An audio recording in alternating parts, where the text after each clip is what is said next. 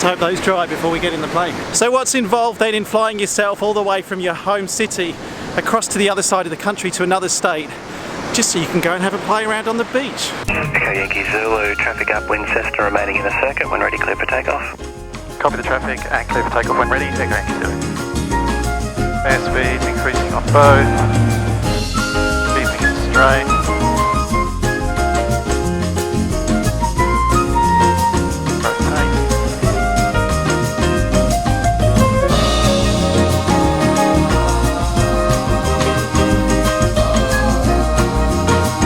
Open for a feed, caps is available, fuel pump stays on.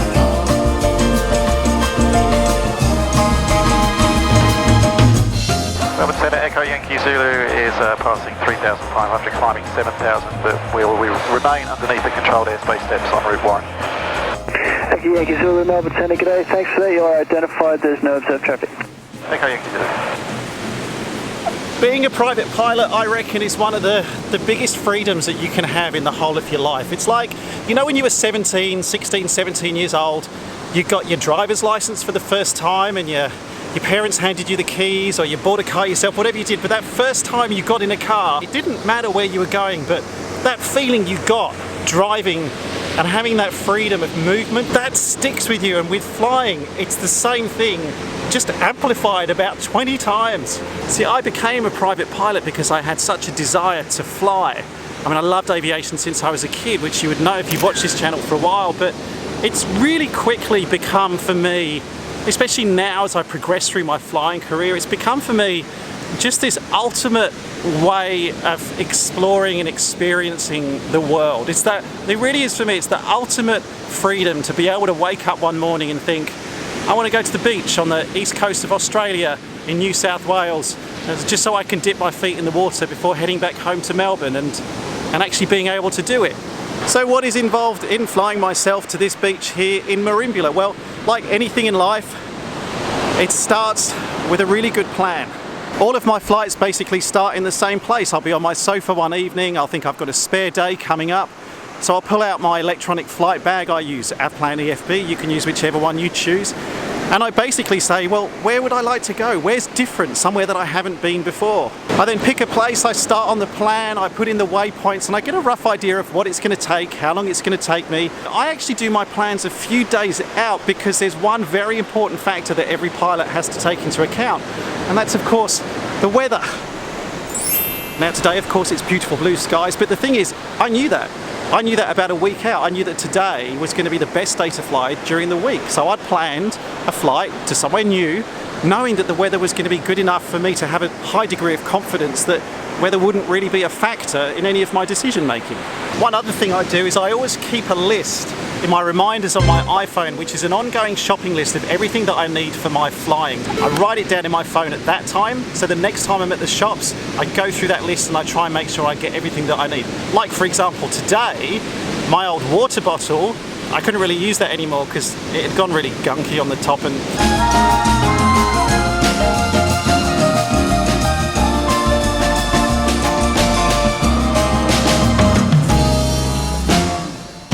Always important to keep hydrated on these flights.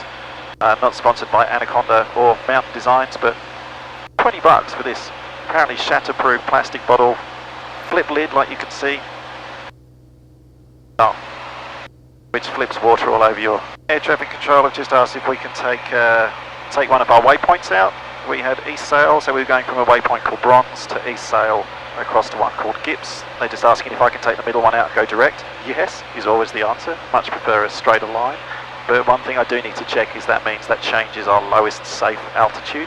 Avplan EFB, which I use, is fantastic for that. You just take the waypoint out, double tap, and it will tell you what the calculated lowest safe altitude is for that new leg. That happens to be 3,100, so I shouldn't go below that. But we're at 7,000, so even if we need to descend a couple of thousand feet, we're still way above. Helps air traffic control. They're just doing that because of military exercises, I think, that are going on at east sail, but he said he'll advise. We'll wait to hear from him, see what he says. East sail centre, Echo Yankee Zulu, maintaining 7,000. Echo Yankee Zulu, sail centre, g'day, cleared Bronze direct, Gibbs 7,000, east sail QNH 1014. Cleared Bronze, Gibbs 7,000, 1014, Echo Yankee Zulu. It's dead easy here on the 650s. Just go flight plan. So we're taking out east sail. I'm just going to go remove, yes. And you can see here, we're now going from bronze direct to Gibbs and taking out east sail. So just a little bit of a corner cutting exercise there. When I'm in the air, generally what I'm doing on these longer legs, I've been taught a really simple scan. It's just left to right, top to bottom. Looking at each item, looking at the airspeed, is that where it should be? Looking at the altitude, is that where I should be? Looking at the track that I'm on, the map, is there any other traffic around me? And working my way down the center column, so am I on the right frequency? Have I loaded the next frequency I need to go to? What's my next waypoint? What am I expecting, etc. So the left to right, top to bottom does two things. It's a monitoring scan, and of course all the engine scanning is in there as well. So it's making sure, is the plane doing what it's doing? But it's also a way for me to remind myself of, well, what's coming next? What do I have to think about next? It's all very well that the plane is doing this now, but when I get to that next waypoint, what's going to happen? So as long as you stay ahead of the aircraft, think of what's happening. I'm already planning our approach and landing at Merimbula, for example. Even though, looking at the information here, we're still an hour and 7 minutes out, but I can look at which way the wind direction's going. I can kind of look at what I think the runway direction's going to be. Then I can look at the approach I'll make, the elevation, when I'll have to start descending, all those sorts of decisions. So yeah, as a pilot, you're really staying on top of the aircraft and trying to stay in front of it, so when the aircraft gets somewhere, you've already thought about what you're going to do at that point. But the other really important thing that you should do if you are in the lucky position of being able to fly yourself is look outside and enjoy what you're doing, really enjoy the moment. It's a really overlooked part of flying, especially if you're learning to fly. It can be very stressful, you can have bad days, but sometimes it's just nice, like on a day like today, just to get out there and enjoy it. Melbourne Centre, Echo Yankee Zulu, maintaining 7,000. Echo Yankee Zulu, Melbourne Centre, area QNH is 1015, good afternoon, Steph. 1015, and good afternoon to you too.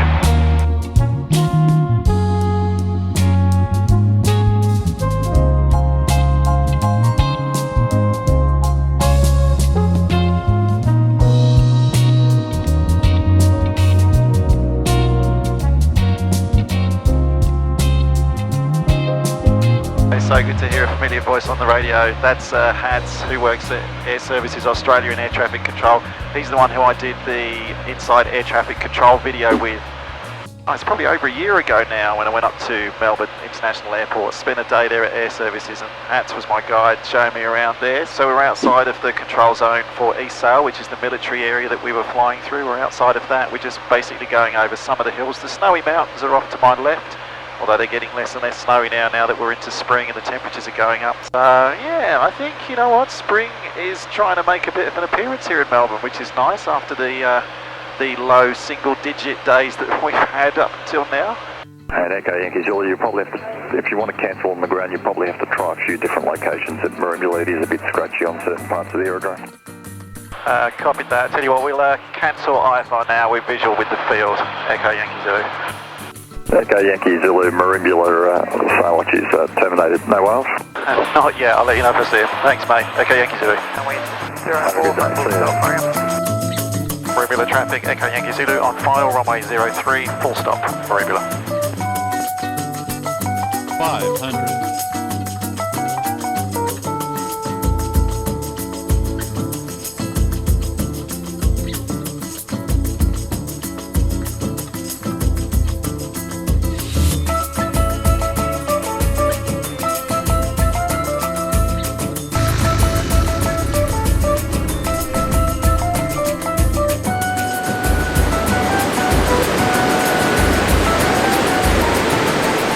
Up here after you've landed, a 5-minute walk from the airport down by the beach. I don't think I can sum it up any more than what I'm doing with the videos on this channel. That freedom to move, however you choose to do it, but the freedom to be able to go out and explore this planet. I'm very grateful and I love sharing it with you. Thanks for watching.